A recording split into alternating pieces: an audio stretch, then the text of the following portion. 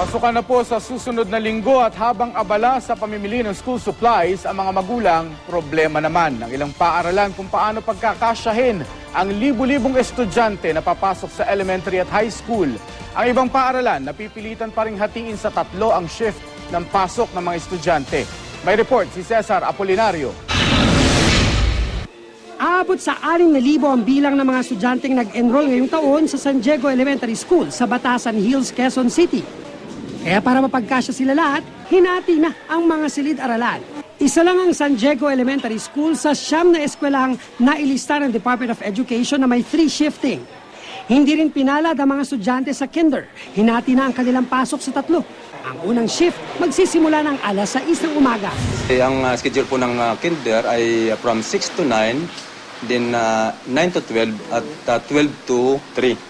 So pagdating po ng 3 ay umuwi na po ang kinder. Ang problema po ay una ay kulang ng guro.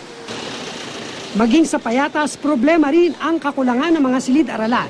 Sadya si Cecilia Muñoz Palma High School naman kung saan aabot ng 7,000 ang estudyante, titiisin na lang daw ang siksikan sa classroom kesa mag-3 shifting. Kung ipipilit daw kasi nila, posibleng umabot na hanggang alas 11 ng gabi ang oras ng klase. Delikado, maaring magkaroon ng mga sakuna. Maraming mga bata dito, bagaman sila'y tagapayatas lahat, ay naglalakad lang pauwi, no? Pagpasok at pag-uwi dahil una, walang pamasahe. Bilang remedyo, hinati na lang ang 18 malalaking kwarto para sa 60 estudyante sa kada section. Sa ibang silid naman, pilit pagkakasyahin ang 70 estudyante bawat section. Ang mga adult learners inilagay sa alternative learning system habang ang mga working student ay i-homeschool na lang.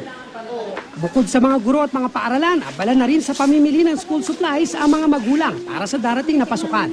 Kasi mas maganda po yung kung ano yung gusto niya, yun ang bibili namin.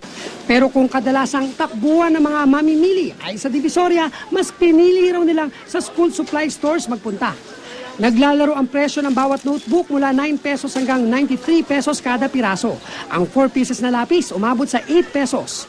Ang crayons naman nasa 10 hanggang 185 pesos depende sa dami. Ang mga ballpen nag-iiba-iba ang presyo, depende sa tatak.